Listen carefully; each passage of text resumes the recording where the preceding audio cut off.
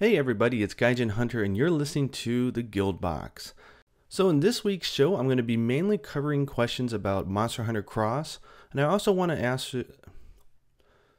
So in this week's show, I'm going to be focusing mostly on Monster Hunter Cross because we're just coming off of Tokyo Game Show, and some of you have questions and I think it's a very relevant time to talk about it. I'm also going to answer a few questions about my history with Monster Hunter, so you can look forward to that, and also a little bit about my time here in Japan. So to kick things off, I don't know if you guys have seen it, I'm sure you have, but they released a new trailer for Monster Hunter Cross during Tokyo Game Show. The theme was really cool. I mean, it had a lot of returning monsters, a lot of really cool shots of the hunter arts, and also some new reveals like the feline mode called Nyata, and some other stuff like that as well. I particularly like the format that they use. It sort of reminded me of the MAD, the M-A-D, fan style videos that you can see on YouTube, which are really cool. Go check those out if you haven't. They're pretty crazy. So I got a lot of questions about returning monsters, like do I think this monster is going to be returning or that monster, and a lot of them have already been answered because in the second trailer we had stuff like Bulldrome, Duramboros, Lavasioth, Plesioth, Royal Ludroth, Volvadan, Uragan, Amatsu, Kirin, Chameleos, Kushala, Teostra. We had a whole lot of confirmation on returning monsters. One of the questions that came up that was kind of unique was First Sands was asking, do I think Gobel will be back? Because Laggy is. To be honest, if you don't know, they've confirmed that underwater combat will not be in Monster Hunter Cross.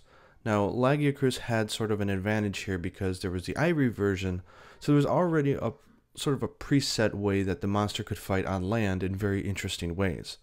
Gobel, I think, is different. Like in Monster Hunter 3 Ultimate, like Gobel could come out of the water and roll around and stuff, but I don't think it was very interesting or unique on the ground. So I don't see them bringing it back. However, it would be neat. So we'll see.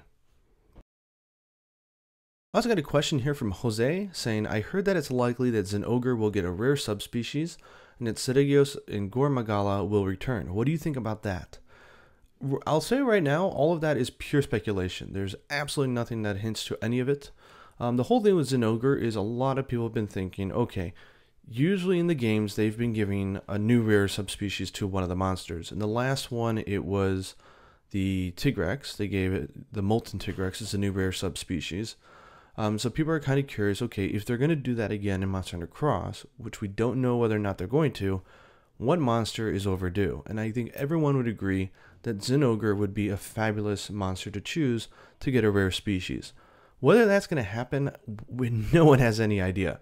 Because, I mean, we don't even know whether or not this game is going to have a G rank or not. So, who knows, right? We'll see, I guess. I think it'd be cool, though. Now, Seregios and Gore Magala, to be honest, if anything, I think they're likely not to return. The reason for that is that this is coming straight off of Monster Hunter 4 and Monster Hunter 4 G. So in Japan, we just had 2 games in a row in which all the marketing material was covering Gore Magala and then Seregios. So if they really want to market this game as being different, which I know they want to do, it would actually probably be in their best interest not to have them back. Now, Gore Magala has come in 2 games in a row, so I can definitely see Gore Magala being benched. It's a great monster, and it only appeared once in the West, but this is twice for Japan. They also confirmed that they're not going to have the Frenzy, they're not going to have Apex monsters, and they're not going to have guild quests. So because the team is so good about, I think, respecting the mythology that they create for each monster, I don't see them coming back and bringing Gore and then the entire Frenzy system just for one monster. It seems not only on a programming level stupid to bring back one system and have to debug all that just for one monster, but also from a story standpoint, it doesn't make much sense either. Now, Seregios, though, I think out of any of them has the greatest chance of coming back because we do know that with the Shogun Crab, we are going to have the bleeding system coming back. Seregios would be a great monster to bring back, but I don't think that they would reveal it. I almost feel that they're going to probably bring him back, but they're going to keep it a secret. So when the game comes out, fans will start talking like, oh my god, I just ran into Seregios, and stuff like that. I think that would be a cool way to do it. Now, a question from Alex Hunter asks, in one of the Monster Hunter Cross demo videos from the Capcom channel, the Greatsword user charged over level 3 every time. Did he just overcharge, or will there be a level 4 charge in Monster Hunter Cross? Now, I do think that their videos are a little confusing in what they were trying to show. So if you looked at it on the guild style, he was indeed overcharging. And if you notice, the effect that you get from that like flash when he releases it after a level 3 is weaker than it was for level 3. So what they were trying to show there, but albeit not very well, was that if you overcharge a level 3 shot, it gets downgraded to a level 2. Now, for the striker style though, there has been a change. So now you can overcharge a level 3 and it still has a level 3 damage. What eventually happens is that it auto-releases at about the timing of when a level 4 would happen.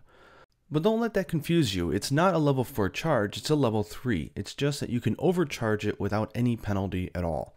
Now when I first heard this, I kind of laughed and said, well, that's pretty stupid. I mean, if you already know how to release the timing for a level 3, and that's not very tough, why would we care about being able to overcharge?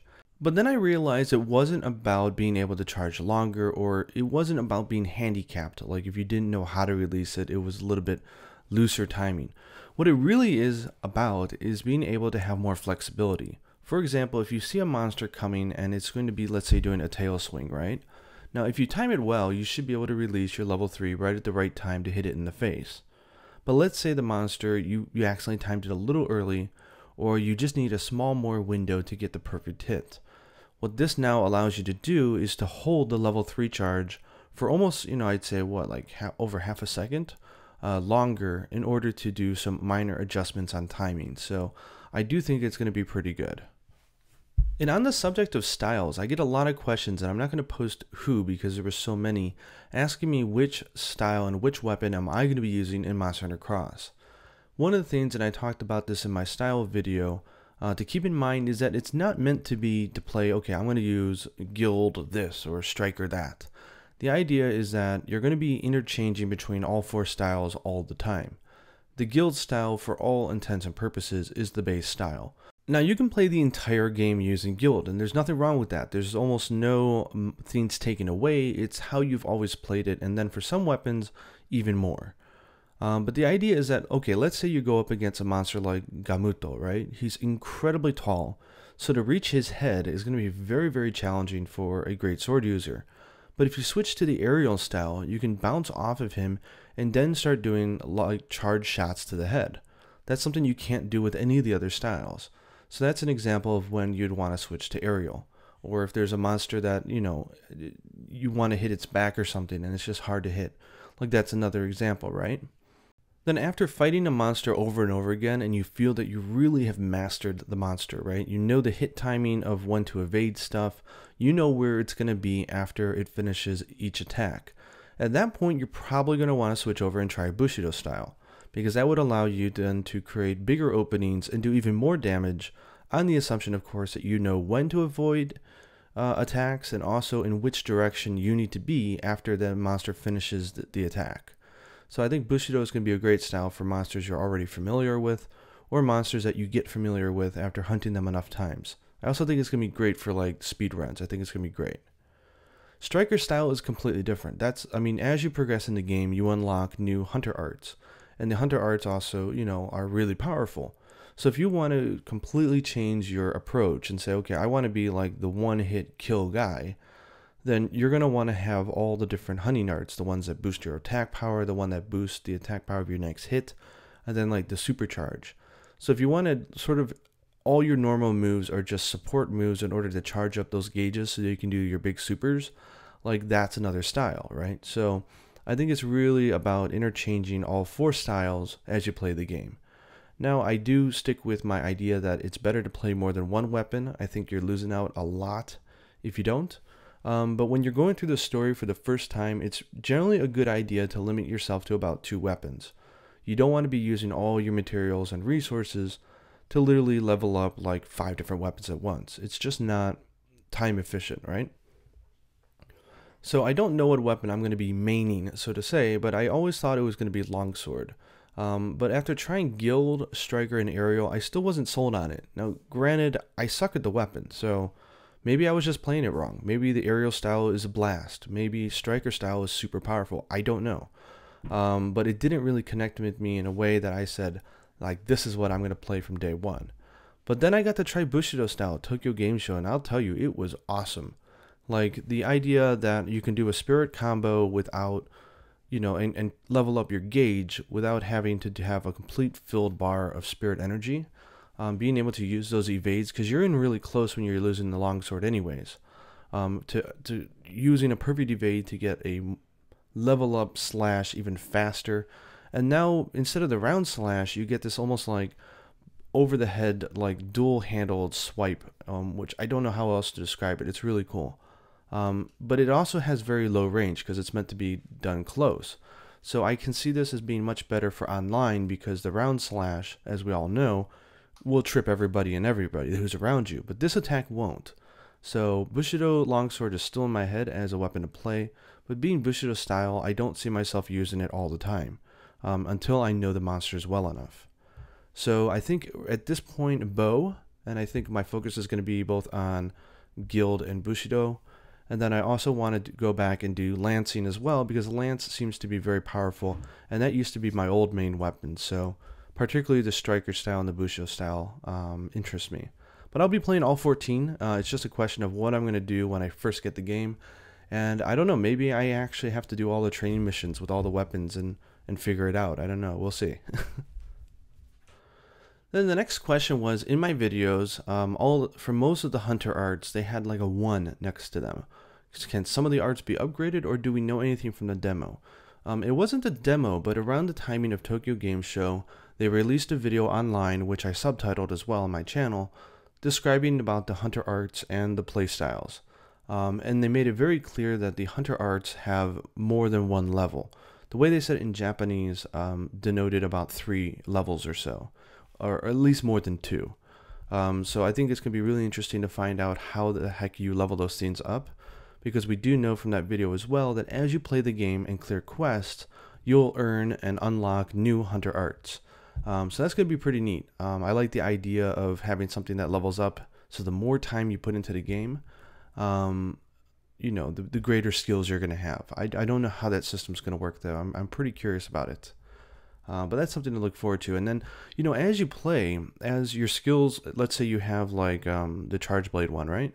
The Energy Blade. Like once you have Energy Blade 2 or Energy Blade 3, that's just going to make the decision of how many hunter arts to bring into a battle that much of a harder decision. It's going to make striker style a lot more valuable.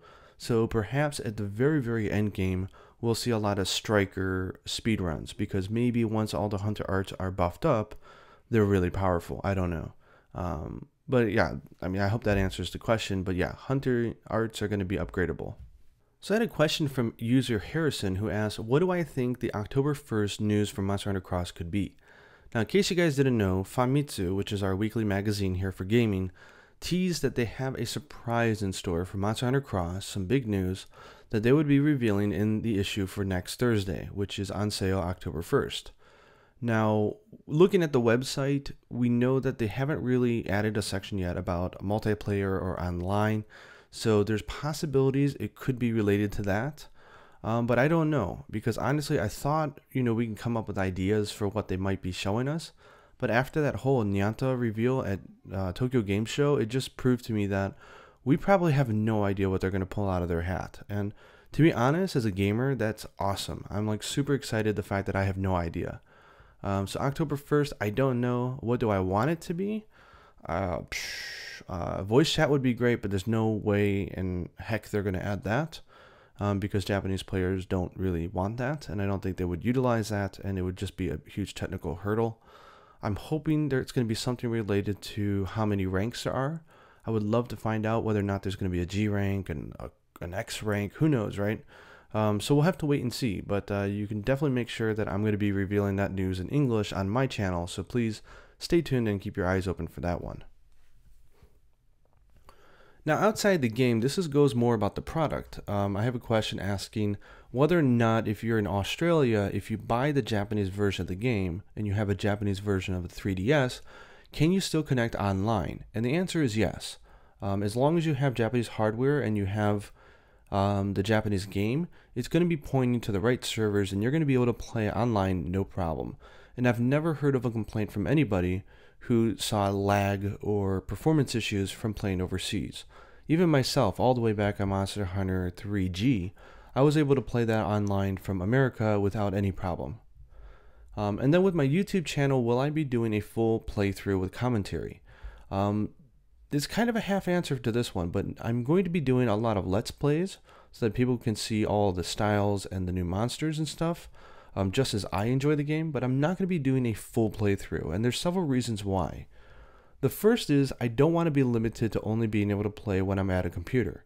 I have an hour and a half one way almost on the train, in which I do a lot of my gaming. So that's 3 hours a day that I can't game if I don't want to lose the ability to show that in a video.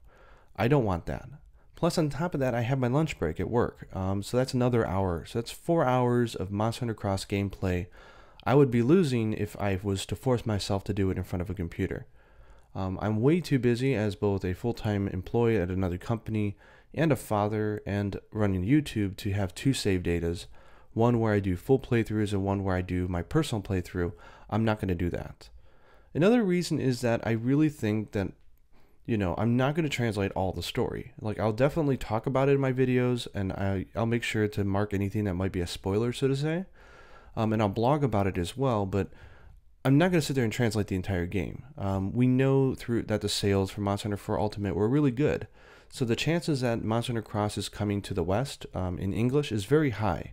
We just don't know the timing and then what version, if there's going to be one more version or not. We don't even know that. So I don't want to step on the toes of the publisher, Capcom. If they have it coming out for the West and they're working hard translating it, then giving away all my fan translation, so to say, of all the game would not only be very tiring for me, but it would probably be looked down upon by Capcom as well. And I always want to make sure that through my channel and my blog that I'm very respectful to them, because this is their product.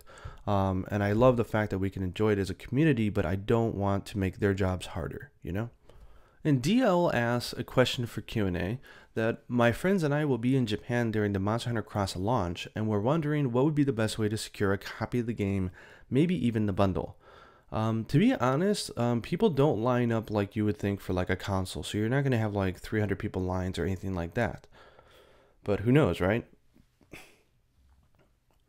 I think you'll have no problem finding a copy of the game, but as far as the bundle's concerned, that's limited edition, and they don't make a lot of them. I think they only make something like 20,000. So the possibility it'll be sold out is pretty high, I think. But I mean, they are doing a digital version, so for any weird reason you're not able to get a copy of the game, and you don't have time to go look at other shops, you can go and buy the digital version, and you can still play it. So I think it's cool that you're going to be here in Japan for the launch. Just make sure you go to one of the bigger venues if you want to find a copy of the game. For example, Yodobashi Camera or Big Camera are definitely your best bets, and as long as you line up, I'd say an hour before they open at 10 a.m., you'll be fine. So Ethan asks a really interesting question. What was the first Monster Hunter game I played, and how old was I? To be honest, I'm not a veteran to the series at all. I lived in Japan now for 13 and a half years, so I always knew that Monster Hunter was a really big thing.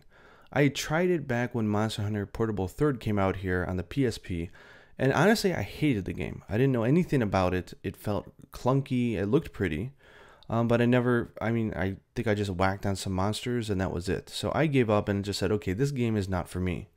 And I really hated the camera, and I didn't want to do a claw or anything like that. So I had ignored the series for a while, and then I heard it on the 8-4 Play podcast. 8-4 were talking about Monster Hunter 3, I believe it was, and they were talking about the Jen Moran battle, and just hearing Mark McDonald and John Ricciardi talking about the game and how excited they were and all the cool stuff, I realized there was something special there that I wasn't seeing, and I didn't give it an honest shot. So when Monster Hunter 3G came out, and I had a 3DS, and I loved my 3DS, I decided it was time to give it an honest try, which is something I posted on my Facebook. It was like December 10th. Here's the actual picture. It's pretty funny. But honestly, like after a week, I was going to sell the game. I hated it. I played for about 5 hours or so, and I really hated the game. I got up to Azeros, I think his name is in English, and I couldn't kill him, and him and Kuropeko were upsetting me, and I wasn't having a good time. So I went out to lunch with a coworker, and I was telling them about it, and he was kind of a series veteran, and he kind of gave me some coaching and advice on how to approach the game differently. And I talk about this a lot in my blog posts. But I went back and it took a few more hours, but all of a sudden it clicked and I got it. And then, I mean, it was history from there, right? I got totally hooked. So that was in like December 20th or so of 2011. And then just 2 months later or so, on February 21st, you can see I have my post. I had been playing the game day and night.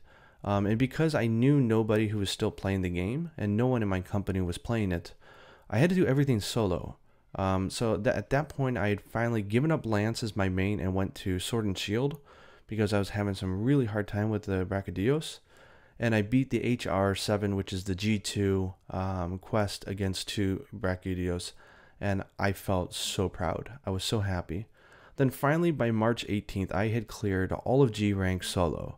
Now, you also have to remember that Monster Hunter 3G did not have plus 50 defense bonus that you got in the West. So it was actually, I would say, just as hard as Monster Hunter 4 is.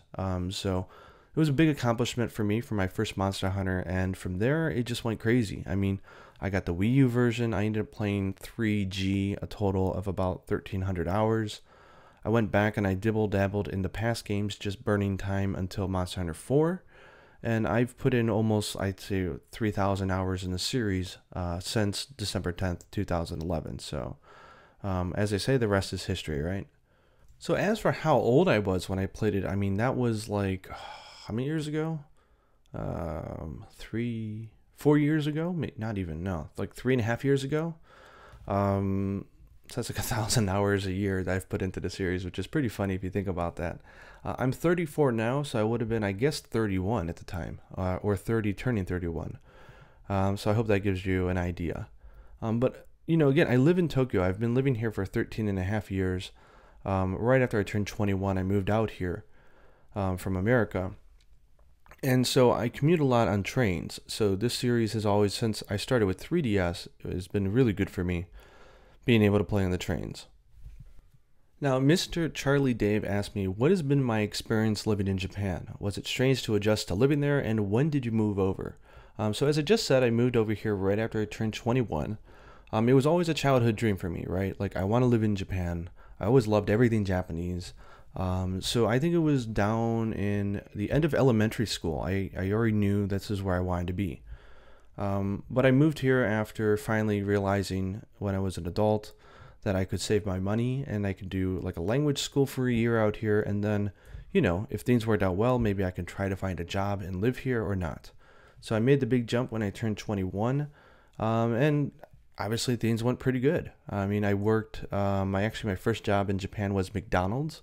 I didn't want to teach English. I didn't feel equipped to teach English.